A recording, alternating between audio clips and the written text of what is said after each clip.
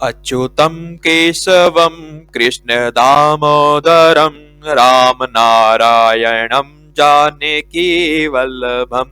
अच्युतं केशवं कृष्णदामोदरं रामनारायणं जानकीवल्लभम्। ॐ एकदन्ताय विद्महे वक्रतुण्डाय धीमहि तन्नो दन्ति प्रचोदयात्। ओम श्री गणेशाय नमः। माघ मास महत्तम का दूसरा दिन, दूसरा अध्याय। आज माघ मास के दूसरे दिन की कथा। राजा के ऐसे वचन सुनकर तपस्वी कहने लगा कि राजन, भगवान सूर्य बहुत शीघ्र उदय होने वाले हैं, इसलिए यह समय हमारे लिए स्नान का है, कथा का नहीं।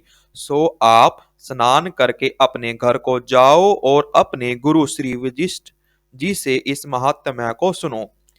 इतना कहकर तपस्वी सरोवर में स्नान के लिए चले गए और राजा भी विधि पूर्वक सरोवर में स्नान करके अपने घर को लौटा और रानीवास में जाकर तपस्वी की सब कथा रानी को सुनाई।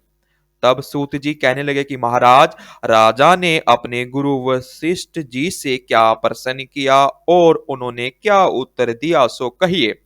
व्यास जी कहने लगे, हे सूत जी, राजा दिलीप ने रात्रि को सुख से सोकर प्रातः समय ही अपने गुरु वशिष्ठ के पास जाकर उनके चरणों को छूकर प्रणाम करके नम्रता से पूछा, गुरुजी, आपने आचार, दंड, नीति, राज्य, धर्म तथा चारों वर्णों के चारों आश्रमों की क्रियाओं, दान और अनेक विधान, यज्ञ और उनकी विधियां, व्रत, उनकी प्रतिष्ठा तथा भगवान विष्णु की आराधना बतलाई है। परंतु अब मैं आपसे माघ मास के स्नान के महत्म्य को सुनना चाहता हूँ। सो हे मुनिश्रेष्ठ, नियम पूर्वक इसकी विधि बतलाइए। गुरु वशिष्ठ जी कहने लगे कि ए राजन, तुमने दोनों लोकों के कल्याणकारी, वनवासी तथा गृहिणियों के अंतकरण को पवित्र करने वाले माघ मास के स्नान का बहुत सुंदर प्रश्न पूछा है। मकर राशि में सूर्य आने पर माघ मास में स्नान का फल गो, भूमि, तिल, वस्त्र, स्वर्ण, अन्न, घोड़ा आदि दोनों तथा चंद्रायण और ब्रह्मक्रु व्रत आदि से भी अधिक होता है। वैशाख तथा कार्तिके के जप, दान, तप और यज्ञ बहुत फल देने वाले हैं, परंतु माघ मास में इनका फल बहुत ही अधिक मिलता है। माघ मास में जो दान पुण्य किया जाता है उसका फल बहुत ही ज्यादा मिलता है। माघ मास में स्नान करने वाला पुरुष राजा और मुक्ति के मार्ग को जानने वाला होता है। दिव्य दृष्टि वाले महात्माओं ने कहा है कि जो मनुष्य माघ मास में सकाम या भगवान की नियमित नियम पूर्वक माघ मास में स्नान करता है वह अत्यंत फल वाला होता है। उसको शरीर की शुद्धि, प्रीति, ऐश्वर्य तथा चारों प्रकार के फलों की प्राप्ति होती है। अदिति ने 12 वर्ष स्नान किया, इससे तीनों लोकों को उज्जवल करने वाले 12 पुत्र उत्पन्न हुए। माघ मास में स्नान करने से ही रोणी सुभागा अरुंधति दानशील हुई और इंद्राणी के समान रूपवती होकर प्रसिद्ध हुई। जो माघ मास में स्नान करते हैं तथा देवताओं के पूजन में तत्पर रहते हैं उनको सुंदर स्थान, हाथी और घोड़ा की सवारी तथा दान को द्रव्य प्राप्त होता है और अतिथियों से उनका घर भरा रहता है। उनके घर में सदा वेद ध्वनि होती रहती है। वह मनुष्य धन्य है जो माघ मास में स्नान करते हैं, दान देते हैं तथा व्रत और नियमों का पालन करते हुए और दूसरों करते हैं। दूसरे के पुण्य क्षीण होने से मनुष्य स्वर्ग से वापिस आ जाता है, परंतु जो मनुष्य माघ मास में स्नान करता है वह कभी भी स्वर्ग से वापिस नहीं आता।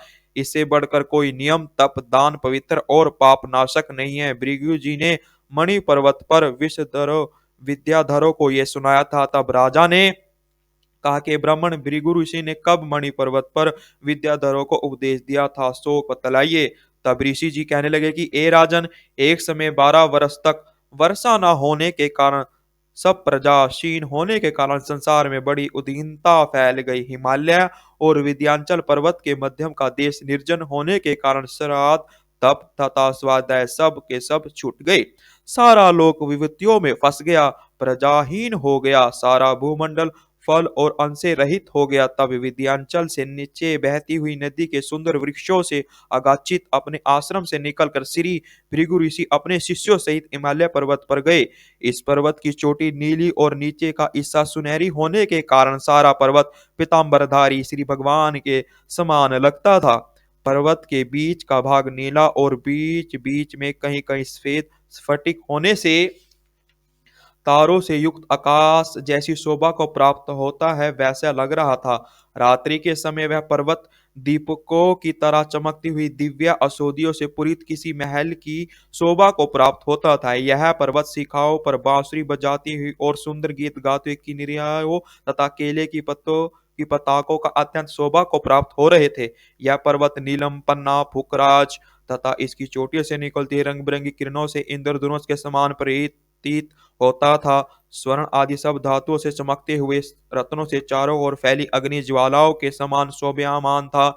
इसकी कंदराओं में काम पीड़ित विद्याधारी अपनी पतियों के साथ आक्रमण करती थी, और गुफाओं में ऐसे ऋषि मुनि जिन्होंने सारे संसार के सब क्लेशों को छोड़ लिया हो, जीत लिया तथा रात दिन ब्रह्मा का ध्यान करते हैं, और कहीं एक हाथ में रुद्राक्ष की माला लिए भगवान शिव की आराधना में लगे हुए हैं।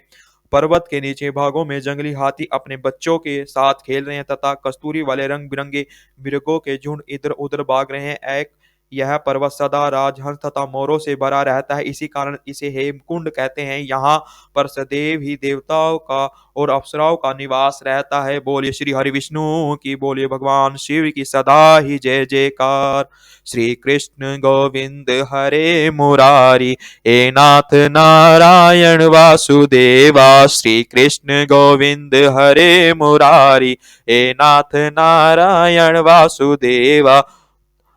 माघ मास महत्तम का दूसरा दिन, दूसरी कथा। बोलिए श्री हरि विष्णु की सदा ही जय।